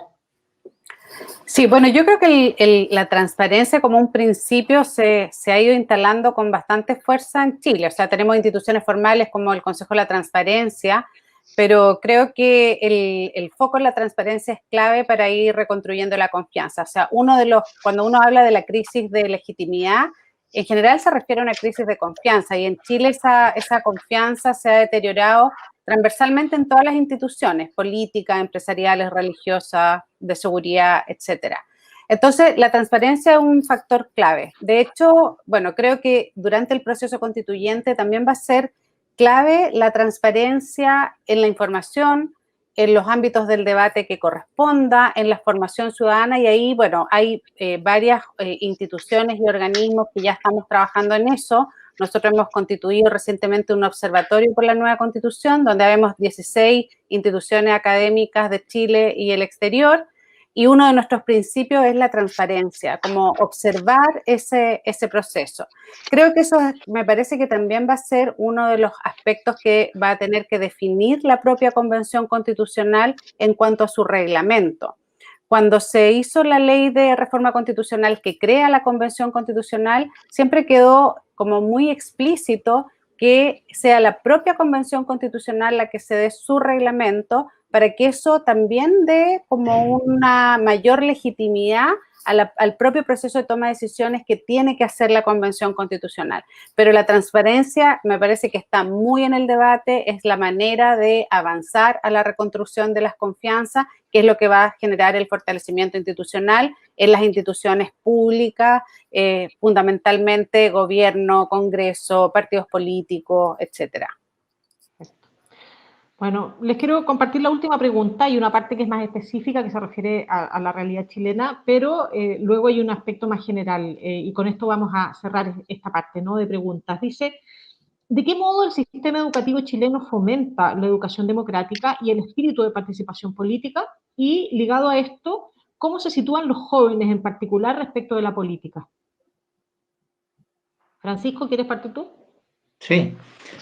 Bueno, yo en octubre pasado lancé un libro que se llama La Constitución en Debate, y en paralelo hicimos un curso por una página de la Universidad de Chile que se llama U Abierta, que participaron 17.000 personas. En plena pandemia había mucho interés por participar, y yo creo que en un 60% eran jóvenes. Y eso se manifestó, yo iba como siguiendo los comentarios de ellos, fue una tremenda experiencia porque estaba previo al plebiscito y se expresó en la votación. Muchos jóvenes se reencantaron con la política y con la participación en base a este proceso constituyente. Y yo creo que además esto está muy conectado con las reformas que hizo la presidenta Bachelet, que justamente integra en todo el proceso de renovación de la educación en Chile, la educación cívica y la discusión ciudadana en el colegio. Y eso es un tema que se viene activando. Yo, de hecho, justamente trabajé en ese manual de educación cívica en perspectiva no del estallido social, que no ocurrió así de improviso, sino justamente en la idea de trabajar con jóvenes y en los colegios. Y creo que eso va a ir muy de la mano, digamos, fue una coincidencia virtuosa con el proceso constituyente. O sea, la integración de un proceso participativo y de debate ciudadano en el colegio que se tiene que implementar a partir de la reforma que condujo la presidenta Bachelet con el proceso constituyente. Entonces, y yo creo que además está en el espíritu de los jóvenes chilenos. Miguel Ángel. Sí, muchas gracias. Sí, quería apuntar en relación con eso que yo creo que una cosa muy interesante a destacar es que los jóvenes son plenos titulares de derechos fundamentales y, por tanto, algunos quizás no los puedan desarrollar o ejercer por la edad que tienen, pero la idea hay que partir de que son plenamente titulares de derechos fundamentales. Quizás un tema interesante para debatir en el proceso constituyente es dónde se va a fijar la edad electoral. Este es un debate que está habiendo en distintos países. Por ejemplo, en Brasil es voluntario a partir de los 16 y obligatorio. Otro tema de interesante debate sería si el voto debe ser obligatorio u opcional. En Latinoamérica generalmente es obligatorio, en Europa generalmente es voluntario, ¿no? Pero a mí me parece que es interesante plantearse una reducción de la edad electoral. Si tuviéramos que hablar en general, diríamos que están 18 años. Pero esto no tiene por qué ser un punto de llegada, porque el proceso de reducción de la edad electoral es un proceso histórico. Las primeras leyes electorales españolas de 1810 estaban 25 años. Luego se redujo a 23, a 21 y a 18, ¿no? Y 18 yo creo que no tiene por qué ser el punto final. Hay países, por ejemplo, en Austria se ha reducido a los 16 años. Yo creo que los jóvenes hoy en día tienen más formación, más capacidad de decisión y, sobre todo, tenderán a participar si ven que su participación es útil, es decir, si se sienten identificados con el proceso participativo. Muchas gracias, Miguel Ángel. Bueno, les damos las gracias a todos. Aparecieron preguntas muy interesantes y sin duda no todas las podemos cerrar, ¿no? Hay muchos temas que quedan pendientes, pero eso también nos permite mantener el interés para las futuras mesas. Queremos entonces, a continuación, dar un espacio de debate en el que presentamos, ¿no es cierto?, a nuestros invitados, perdón, en el que queremos compartir con ustedes un conjunto de conclusiones respecto de las presentaciones que los expertos chilenos y europeos han presentado. Para ello tenemos a dos invitados. En primer lugar, vamos a presentar a Ana Belén Casares Marcos. Ella es catedrática de Derecho Administrativo de la Universidad de León. Y Ana Belén compartirá con nosotros algunas conclusiones respecto de las ponencias de los conferencistas chilenos. Buenas tardes, Ana Belén. Buenas tardes. Buenos días para nuestros amigos chilenos. Buenas tardes desde aquí, desde Europa. Bueno, ha sido un evento, creo, un acto de mucha calidad y altura. Hemos podido asistir a exposiciones de mucho interés y creo que si algo han contribuido a subrayar, si algo ha quedado claro, es que la característica, quizá una de las características más importantes de la época que nos ha tocado vivir es la convicción arraigada acerca del valor de la democracia, pero también simultáneamente la asunción de su fragilidad y de la necesidad de proceder de manera inmediata a su perfeccionamiento.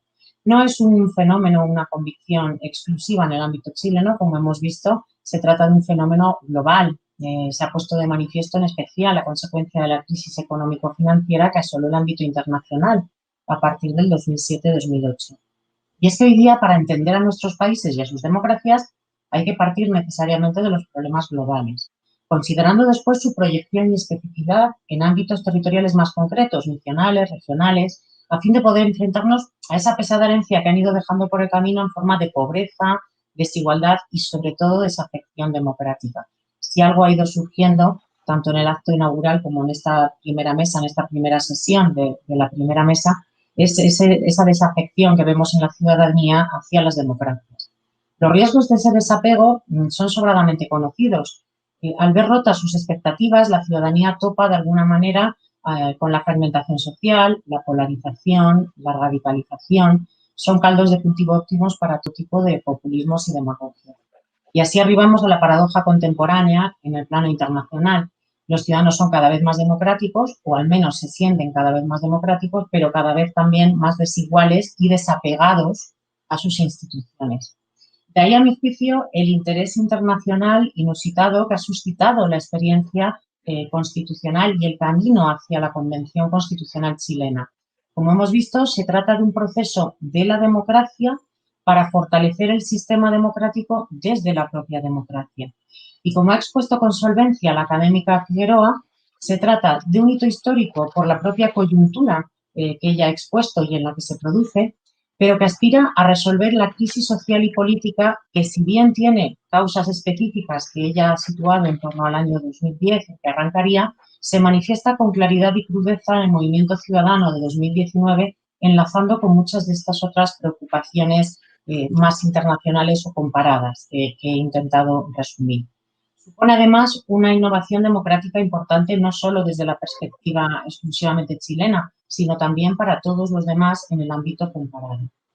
En este contexto, como ha quedado de manifiesto, el desarrollo de un modelo y de instrumentos adecuados de participación ciudadana van a resultar claves para hacer frente a todas estas cuestiones. El camino que se ha iniciado permite albergar serias y fundadas esperanzas. Primero, porque ha comenzado con una participación ciudadana ya clara en el proceso dirigido a la elección, a la articulación de la Convención Constitucional que habrá de pergeñar el texto constitucional que se somete a aprobación. Y que, como han subrayado los ponentes, pues ya es una característica específica, innovadora, respecto a otras en el ámbito internacional. Porque, en efecto, el gran reto de la participación, que sería la idea un poco final y para concluir, es que no se convierta simplemente en una participación nominal o una participación que quede sobre el papel, sino que sea una participación con proyección diversa desde diferentes prismas y en diferentes momentos. Si algo permite albergar esperanzas en la experiencia concreta chilena acerca de una mejora e innovación democrática, es que se trata de una participación de la democracia desde la democracia para fortalecer el sistema democrático. No solo una participación para articular la Convención Constituyente y en la Convención Constituyente, sino en particular una participación también en sus trabajos, en sus deliberaciones. Intentar que la ciudadanía vea sus expectativas reflejadas en ese debate que va a realizar la Convención Constituyente e incluso más allá, en el desarrollo normativo y en la gestión pública de esas políticas una vez que tengan que ser llevadas a la práctica en el nuevo marco constitucional. De ahí que para concluir no me quede sino subrayar que se trata de un asunto absolutamente fundamental, la conciliación de todas estas herramientas, como decía la profesora Blanca Rodríguez, lo que llamaríamos participación representativa y directa, y por otra parte, un adecuado diseño de la metodología, cómo se participa para evitar su secuestro desde la perspectiva institucional, para evitar que los problemas tecnológicos impidan la participación también, es lo que habrá de permitir mejorar y fortalecer la democracia, adaptarla a los nuevos entornos socioeconómicos, políticos, tecnológicos, a esa nueva sociedad chilena de la que nos hablaba la primera ponente, y sobre todo combatir esas percepciones ciudadanas, a veces más infundadas que reales, otras veces reales, de frustración económica, de desigualdades en el ejercicio de los derechos, de desafección con sus propias instituciones. Se trataría así de concitar el apoyo popular para permitir el salto cualitativo y una mayor implicación activa de los ciudadanos en su comunidad política. Con esto, sin más, concluyo mi intervención. Muchas gracias. Muy interesante, Ana Belén, muchas gracias. Quiero presentarles a Víctor Soto, investigador del Departamento de Estudios de la Biblioteca del Congreso Nacional Chileno, que nos presentará sus conclusiones respecto de las ponencias de los panelistas europeos. Buenas tardes, Víctor. Buenas tardes. A mí me corresponde hablar de los profesores europeos. El En primer lugar habló el profesor Miguel Ángel Presno y se refirió a las experiencias innovadoras en materia de participación ciudadana en Europa. En primer lugar, quiero decir que en ambas presentaciones, tanto la de Miguel Ángel Presno como la de Blanca Rodríguez, tenemos una preocupación importante por la conexión entre el ámbito representativo y el ámbito participativo. Esto significa que para que tengamos una democracia íntegra, una democracia con un funcionamiento adecuado y donde se pueda enfrentar estos problemas de legitimidad que bien plantea la profesora Figueroa, necesitamos tener en cuenta ambos elementos, tanto la representación como la participación. Ya no solo basta con la representación a través de los canales parlamentarios u otros. Entonces, en primer lugar, Miguel Ángel Presno señala que la democracia implica la participación ciudadana en los asuntos públicos y nos señala que los sistemas representativo y participativo son, por cierto, complementarios. Esto debería imbuir a las distintas funciones constitucionales del Estado, y ahí se refiere primero a la reforma constitucional, es decir, una cuestión que para nosotros en Chile es un poco innovadora, porque generalmente las constituciones han sido hechas mediante mecanismos formales o tras interrupciones institucionales y no han contado con la participación amplia de la ciudadanía. Pero el profesor Presno nos señala que lo ideal sería aquí establecer un sistema con iniciativa ciudadana como ya se hace en Europa en distintos países. Si el texto no lo hace, dice, se prescinde de un canal comunicativo óptimo entre la sociedad y las instituciones. Entonces siempre estamos pensando en cómo articular sociedad e institucionalidad y no ver la institucionalidad como una especie de bloque distinto, monolítico y separado, por lo tanto estanco respecto de la sociedad. Es decir, que la democracia retome el dinamismo que le corresponde como sistema o como régimen político. Luego se refiere a las iniciativas ciudadanas en materia legislativa, la iniciativa popular de ley, se refiere a los referéndums, es decir, ya entramos en la conformación de las leyes. Posteriormente se refiere al control ciudadano, y aquí también establece o nos señala un camino bien interesante en un país donde la participación ciudadana ha sido bastante limitada a lo largo de nuestra historia, porque se refiere a la posibilidad de formular preguntas a las autoridades y también a la revocatoria de mandato, que si bien no es muy utilizada en Europa, también la menciona como una de las posibilidades. También nos habla de otro tema innovador para nosotros, que es el sistema de jurados en la justicia, que ciertamente va a haber que analizar, que se aplicaría de alguna forma en España, dice. También tenemos, finalmente, la posibilidad de la acción popular en el control de la constitucionalidad, que en Chile también es ampliamente limitado y solamente existe en una hipótesis muy específica en caso de que ya se hubiera declarado una inaplicabilidad por inconstitucionalidad. Entonces, estos son varios elementos que nos permiten avanzar en la participación. Por otra parte, Blanca Rodríguez se refiere específicamente al tema de la paridad ciudadana como horizonte. Y esto es muy interesante porque también en su análisis vincula el elemento participativo con el elemento representativo, es decir, no solamente una paridad para definir escaños, por ejemplo, sino que también una paridad que influencie todo el proceso político posterior. Entonces nos dice la paridad, que aquí en Chile de alguna manera ya se ha conquistado en, por supuesto, la conformación de la convención. Todavía falta determinar el mismo proceso de la formación de la constitución a través del reglamento, pero lo que ya tenemos en la definición de los escaños en la convención, ese es el principio del recorrido, no es el final del recorrido, nos dice. Y además nos dice que aquí no basta una mera representación formal de las mujeres, sino que se necesita una representación sustantiva. Y esto también, por supuesto, lo vincula con el tema participativo general. Es decir, no basta simplemente con fortalecer los mecanismos representativos, sino que es necesario fortalecer la participación ciudadana. En ese mismo sentido, señala, la paridad no se puede desvincular de la participación popular, si se quiere, o social de las mujeres en todos los ámbitos públicos. En este sentido también no solamente se reduce la paridad al elemento representativo, al Parlamento o a algunos órganos del Estado, sino que también establece la idea de una paridad como horizonte en todo el espacio público. Y en ese sentido, dice, no nos limitemos al Parlamento porque estaríamos legitimando una institución que ya se encuentra en crisis. Es decir, lo importante sería reforzar todos los canales participativos en todo el ámbito público.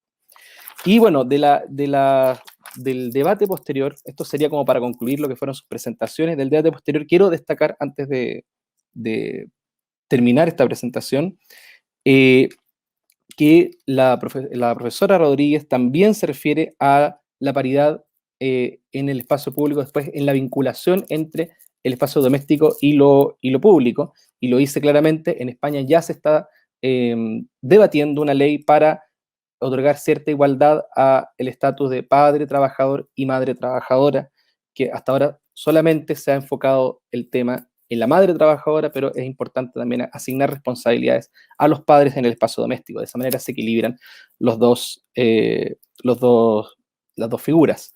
Y finalmente, ahora sí termino, me parece muy interesante cómo también en la línea de profundizar la participación, el profesor Presno se refiere a romper quizás una especie de lugar común que tenemos con la edad de participación electoral de los jóvenes.